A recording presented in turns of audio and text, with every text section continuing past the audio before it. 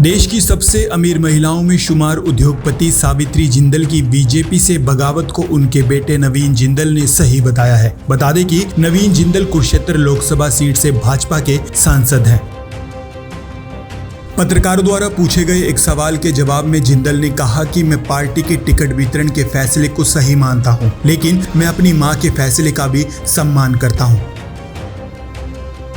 बता दें कि हरियाणा विधानसभा चुनाव के लिए भाजपा ने बुधवार देर शाम को 67 उम्मीदवारों की पहली लिस्ट जारी की थी। हालांकि बुधवार की सुबह ही सावित्री जिंदल दिल्ली पहुंच चुकी थी, लेकिन जब उन्हें पता चला कि सूची में उनका नाम ही नहीं है तो वह हिसार वापस लौट आई। लिस्ट आते ही पार्टी में बगावत का दौर शुरू हो गया और कई पदाधिकारियों ने सोशल मीडिया पर ही अपने इस्तीफे दे डाले। वहीं सावित्री जिंदल की टिकट कटने के बाद हिसार के जिंदल हाउस में भी हलचल बढ़ गई और इस दौरान भाजपा द्वारा जारी की गई पहली लिस्ट में सावित्री जिंदल का नाम न आने पर कार्यकर्ताओं ने रोष जताते हुए नारेबाजी भी की। कार्यकर्ताओं के विरोध को देखते हुए सावित्री जिंदल ने समर्थकों से कहा कि मैं भाजपा की प्राथमिक सदस्य नहीं हूं। मैं चुनाव न लड़ने के बारे में बोलने के लिए दिल्ली वापस आई थी, लेकिन आपका प्यार और विश्वास देखकर अब मैं चुनाव जरूर लड़ूंगी। बता दें कि सावित्री मशहूर उद्योगपति और कुरुक्षेत्र से भाजपा सांसद नवीन जिंदल की मां है और यदि वे चुनाव लड़ती हैं तो उनका मुकाबला सीधा भाजपा के मंत्री डॉक्टर कमल गुप्ता के साथ होगा। खैर, भाजपा द्वारा सावित्री जिंदल का टिकट काटने के बाद उन्होंने और कुछ क्या कहा, आइए आपको भी सुनवाते हैं।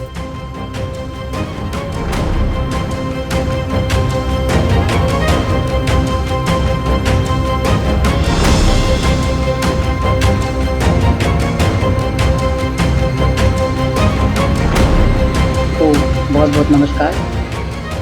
मैं क्योंकि देखिए मैं हिसार शुरू से जिंदल साहब ने हिसार में चुनाव लड़ा और जिंदल साहब हिसार की सेवा करना चाहते थे, लेकिन 2005 में अचानक जो आप लोगों को मालूम है जो हादसा हो गया, जिंदल साहब हमें छोड़ के चले गए। उसके बाद हिसार की जनता ने मुझे बीच में ले आए अपने और मैंने 10 साल उनकी सेवा की और उसके बाद 10 साल भी 20 साल हो गए, समझिए 20 साल प्यार हो जाएंगे। मैं लगातार इनके बीच में हूँ, इनकी सेवा करती रहती हूँ। मुझे बहुत अच्छा लगता है क्योंकि हिसार मेरा परिवार है, शुरू से हम लोग हिसार में ही रहे हैं। तो अभी भी मैं एक सेवा करने का मौका और चाहती हूँ, मुझे एक सेवा करने का मौका मिले जिससे कि मैं अपने लोगों की सेवा कर सकूँ। और ये वैसे भी मेरा लास्ट चुनाव है, इस समय मैं अपने जो मेरे अधूरे काम है, जो बाकी रह गए कुछ भी, वो सारे मैं पूरा करके और अपने हिसार की जनता के सारे काम कर देना चाहती हूँ। सब करके मुझे भी मैं भी छुट्टी लूँ और मेरी जनता जो है, मेरे बच्चे जो हैं, हिसार परिवार मेरा खुश हो जाए कि हाँ भाई उन्होंने आके हमारी सेवा की, हमारे काम किए। हम जिस पार्टी में अभी हाल ही में आए हैं उन्होंने अपनी टिकट आउट कर दिया, अब आपका क्या फैसला है? क्योंकि आप चुनाव भी लास्ट चुनाव कह रहे हैं। देखिए, टिकट देने का फैसला जो होता है वो पार्टी का होता है और ऊपर से जिससे जो आज्ञा होती है वो उनको माननी पड़ती है। तो टिकट की कोई बात नहीं है, मुझे मेरी हिसार की जनता जैसे कहेगी मैं वैसे करने को तैयार हूँ। तो यानी कि आप चुनाव मैदान में उतरेंगे? चुनाव मैदान में उतरूंगी, लेकिन अभी कोई डिसाइड नहीं किया कि किस तरह से और कैसे। लेकिन चुनाव जरूर लड़ेंगे आप?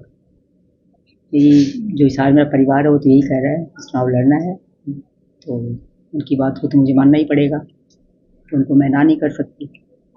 सारे आपने देखा ही होगा, सारे मेरे साथ रहते हैं बहुत, तो जब वो मुझे इतना मान देते हैं तो मुझे भी तो उनको मान देना चाहिए।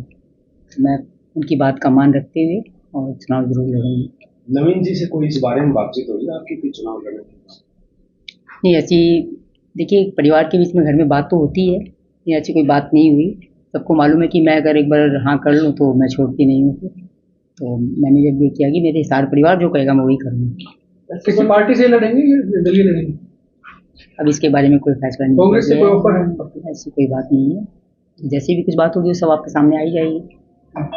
वैसे नवीन जी अपने बीजेपी में हैं और आप फिर कैसे आपने सदस्यता ली है बीजेपी?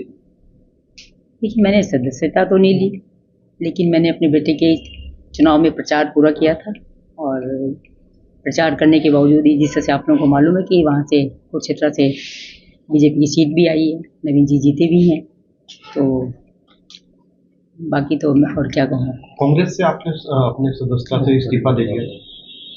मैंने वहाँ से भी कोई इस्तीफा नहीं दिया था। नहीं, रणजीत सिंह चौटाला के मंच पे शायद आप आए थे जब उन्होंने पहली हाँ, बार मैंने हुआ है। वहाँ भी जैसे कुरुक्षेत्र में भी प्रचार किया था और मैंने हिसार भी प्रचार किया था, क्योंकि हिसार मेरा अपना घर है। अपने लोगों से आके मैंने यही कहा था कि देखिए यहाँ से रणजीत सिंह जी चुनाव लड़ रहे हैं, तो हमें इनकी पूरी मदद करनी है।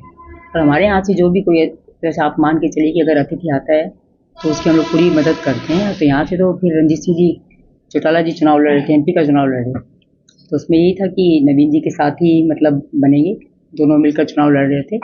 नवीन कुरुक्षेत्र से था और रणजीत सिंह जी यहाँ से थे, तो मेरा मदद करना मेरा फर्ज भी बनता था, तो इसलिए मैंने आके वहाँ यहाँ भी हिसार के लोग चीख चीख के कह रहे थे कि सावित्री जी अगर आ जाएंगी तो चुनाव जीत सकती है बीजेपी।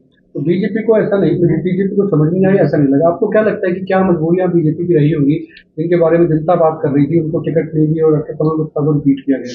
देखिए, इस बारे में मैं कुछ नहीं कर सकती। तो कहीं भी कोई भी पार्टी होती है, पार्टी के जो बड़े होते हैं उनका ही निर्णय होता है, और जो निर्णय उनका होता है वो सबको मानना पड़ता है।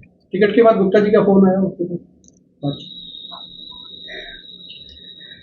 मैडम, बीजेपी जैसे परिवारवाद की बात करती है तो कुलदीप के बेटे को दी गई, श्रुति को दी गई, किरण चौधरी को, तो ऐसे में क्या बोलेंगे इसको लेकर? क्या कारण रहे होंगे? भी नहीं मिला। इन सब कारणों का भी मुझे नहीं मालूम, मैं कुछ नहीं कह सकती, क्योंकि देखिए उन सबको लगा हो कि ये जीतने वाले कैंडिडेट हैं, तो इसलिए उनको दी गई है। और ज़रूर ये इतने हैं भी कि जीत कर आएंगे। कुलदीप जी का बेटा भव्य भी जीतेगा, श्रुति भी जीतेगी, तो अच्छे मतलब हैं, तो जीत कर आएंगे। तो ऐसे कौन से काम हैं जो आप जीतने के बाद करना चाहिए? कुछ काम आप पर रह गए थे मेरे काम करने, और उसको करेंगे? ये अभी मैंने कुछ सोचा नहीं है, कि जो भी काम मेरे सामने आएंगे मैं सारे काम पूरे करवाऊंगी। तो बीजेपी के नेताओं के फोन आ रहे हैं, उनको मनाने के लिए कोशिशें हो रही हैं, तो फिर आप नाराज हो गए तो मना लिया जाए। नहीं, ऐसी कोई बात नहीं है जी, नाराज भी नहीं हूँ। क्योंकि कांग्रेस से देखिए कोई सबसे बड़ी बात यही है कि पार्टी का जो निर्णय, मतलब जो बड़े निर्णय करते हैं उनको मानना चाहिए। तो उन्होंने बहुत अच्छा किया, जो यहाँ से कमल गुप्ता जी को, जो कि 2 बार के हमारे समझिए मंत्री भी रहे हैं, अभी भी मंत्री हैं, कब चुनाव लड़ेंगे तीसरी बार, तो ज़रूर उनको देनी चाहिए थी, तो दी तो बहुत अच्छी बात है। बाहर कार्यकर्ता कह रहे थे कि सावित्री जी कांग्रेस से लड़ जाएंगे तो बहुत अच्छा रहेगा, तो आपके पास भी ऐसी कोई ऑफर है? अभी तक ऐसी कोई बात नहीं है, अगर कोई बात होगी तो आप लोगों को संभावना ही जरूर है। लेकिन आप कह रहे हैं कि बता आपने देंगे। सदस्यता से भी वहां से भी वो इस्तीफा नहीं दे रखा, तो यानी कि आप कांग्रेस के सदस्य हैं अभी?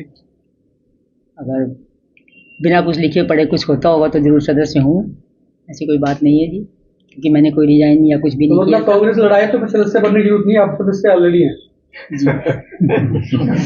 तो जिंदल साहब के जो अधूरे सपने थे, आप क्या पूरा करना चाहते हैं हिसार को लेकर? देखिए, जिंदल साहब चाहते थे कि हिसार के अंदर सभी लोग सुखी हों, सारे सबके काम हों और सब लोग खुश रहें, किसी को कोई तकलीफ़ ना हो। मैं भी कोशिश यही करती हूँ कि किसी को कोई तकलीफ़ ना हो, और जो भी काम, जैसे आजकल तो आपको मालूम है बेरोज़गारी सबसे बड़ा मुद्दा है, तो बेरोज़गारी के लिए नवीन वहाँ पर कुरुक्षेत्र में स्किल सेंटर खोल रहा है, जिससे कि बच्चे वहाँ पर सीखेंगे और सीखने के बाद जो भी काम सीखेंगे उनको नौकरियाँ भी मिलेंगी। क्या लगता है बीजेपी में कि यानी कि इसमें कोई काम, ये जो बेरोजगारी है या और अदर समस्याएं हैं, ये हिसार में दूर नहीं हुई? कि सबकी तो आप दूर कर भी नहीं सकते, कितनी भी कर लो सबकी दूर नहीं कर सकते। बहुत सारी दूर हुई है, लेकिन बहुत बाकी भी हैं। 19 का चुनाव आपने बीच में छोड़ दिया, 14 में आप लड़ी थी, अब दोबारा से आए, तो बीच में गैप लेने का कोई काम कांग्रेस लड़ाना नहीं चाह रही थी आपको? बस उस समय नहीं, प्रेशर, कोई प्रेशर आ गया? नहीं कोई प्रेशर नहीं था जी, प्रेशर मेरे ऊपर कभी नहीं होता। मेरा जो मन करता है मैं वो करती हूँ। पिछली बार 2019 में सारा शहर कह रहा था जनता जी का वहाँ खड़े प्रेशर होते तो चुनाव जीत जाती है पिछली बार भी। उस समय आप लोगों को मालूम है कि पार्टी के लिए सब यही कह रहे थे कि अब की बार बीजेपी का था कि 70 बार, तो फिर मैंने सोचा शायद नहीं तो ज़्यादा अच्छा रहेगा कि घर में ही रहो। इस बार क्या लगता है जी बीजेपी कितने पार तक हो जाएगी? इसके बारे में आप लोगों को ज़्यादा मालूम होगा, मुझे नहीं मालूम, क्योंकि आप सबके बीच में रहते हैं, आप लोगों को ज़्यादा पता है, आप लोग ज़्यादा बताएंगे कि क्या। भाजपा से तरुण भी विरोध कर रहे हैं, वो आपसे, आपकी पार्टी के ही है जी, और आप भी अब निर्दलीय आने की तैयारी कर रहे हैं, इस तरह और भी विरोध कर रहे हैं, तो आपको क्या लगता है कि कमल गुप्ता पार पाएंगे, बीजेपी पार पाएंगे? देखिए इसके बारे में भी मैं कुछ नहीं कह सकती, क्योंकि सबका अपना अपना निर्णय होता है और अपने अपने उनके लोग होते हैं, वो जितना मिलकर पूरी कोशिश करेंगे तो ज़रूर जीत सकते हैं कमल गुप्ता जी, ऐसी कोई बात नहीं है। और पार्टी का तो उनका बहुत अच्छा है ही, तो ऐसी कोई बात नहीं है। आप अलग पार्टी से जीतेंगे या निर्दलीय जीतेंगे, कहीं कोई कॉन्फ्लिक्ट तो नहीं होगा परिवार में? नहीं, ऐसी कोई बात नहीं है, क्योंकि मेरे बच्चों को मैं जो कहती हूँ वो मान लेते हैं, तो इसलिए ऐसी कोई बात नहीं है। लेकिन उनके सामने एक मुश्किल तो खड़ी हो जाएगी ना, क्योंकि कि बीजेपी प्रचार से आपके लिए सांसद करें या अपने पार्टी? प्रचार के लिए नहीं आ सकेंगे। प्रचार आपके लिए करें या पार्टी के? पार्टी के लिए प्रचार करेंगे आपके लिए आपने और बुलाई? पार्टी के लिए ही करना भी चाहिए। फिर तो कमल गुप्ता ऐसी कोई संभावना है कोई बच्ची है मैडम कि भाई आप मान जाए, मतलब जिसको कहते हैं अभी तो थोड़े से नाराज हो तो मान जाए, ऐसी कोई नहीं संभावना? नहीं, नाराजगी वाली कोई बात नहीं है। नाराजगी वाली कोई बात नहीं कि मैं नाराज हूँ, मुझे मनाने आए, नहीं, ऐसी कोई बात नहीं है। मैं लेकिन नाराज ये तय कर लिया चुनाव लड़ेंगे। कि देखिए हिसार की जनता का मतलब मुझे आदेश है कि चुनाव लड़ना पड़ेगा, तो इसीलिए मैं चुनाव लड़ूंगी। आप मना करने आई थी? नहीं तो मैं तो आज यही आई थी कि आगे सबको हाथ जोड़ के बोल जाऊंगी कि भाई टिकट कमल जी को मिल गई है, तो हम लोग सब मिलके उनकी मदद करें। लेकिन यहाँ तो मैंने माहौल ही कुछ और देखा, तो फिर मुझे कहना पड़ा कि हाँ ठीक है, जैसे आप लोगों का आदेश होगा वही मैं करूँगा। आप कह रही हैं कि आपने कांग्रेस पार्टी से इस्तीफा नहीं दिया। लोकसभा चुनाव से पहले आप ही के एक्स हैंडल पर पोस्ट की गई थी कि मैं कांग्रेस से इस्तीफा दे रही हूँ प्राथमिक सदस्यता से, वो क्या था? मुझे नहीं पता किसने डाला था या क्या किया था, मैंने तो किया नहीं। किस पार्टी से करेंगे डिसाइड नहीं किया। नहीं, कांग्रेस अगर ऑफर करेगी तो उसके स्वीकार कांग्रेस से करेंगे। वैसे कोई बातचीत या कुछ कोई अभी कांग्रेस में बातचीत या नहीं कुछ? ऐसी अभी कोई बात कहीं भी नहीं किसी और है पार्टी से किसी से भी। तो कल शाम को जैसे ही पार्टी की टिकट सबका रिजल्ट डिक्लेयर हुआ है, जी। उसके बाद मैं सुबह यहाँ पर आ गई, इसके बाद कोई बात नहीं है। अगर कांग्रेस की तरफ से ऑफर आती है तो स्वीकार करेंगे उसको फिर। जो टाइम लोग तो कहेंगे कि बताएगा, आप- टाइम बताएगा, हाँ। जैसे मेरे लोग कहेंगे मैं कर लूँगी, सबके ऊपर डिपेंड करता है। कोटा साहब से संबंध तो आपके हमेशा अच्छे ही रहे हैं। हाँ हाँ, शुरू से अच्छे रहे हैं, अच्छे हैं, अभी भी अच्छे हैं, अभी भी ऐसी कोई बात नहीं है। मेरे लिए मेरे बड़े भाई हैं, तो शुरू से मुझे सब कुछ सिखाया उन्होंने ही है। मैं जब इसमें राजनीति में आई थी तो मुझे कुछ भी नहीं आता था, मैं बिल्कुल नई थी, तो सारा जिस से सिखाने वाले बताने वाले वही हैं। तो दिल से कांग्रेस ही है या बीजेपी? देखिए मैं जो काम अच्छे करे मैं उनके साथ हूँ, और मैं तो खुद सेवा करना चाहती हूँ कि मुझे सेवा करने का मौका मिले, मैं सेवा करूँ। तो इसी बहाने क्या कि राजनीति एक जो है बड़ा प्लेटफॉर्म मिल जाता है जिसमें ज़्यादा सेवा कर सकते हैं। अदरवाइज आदमी अपने घर में ही खाली करता है, तो यहाँ निकल के बाहर लोगों की सेवा करने का मौका मिलता है।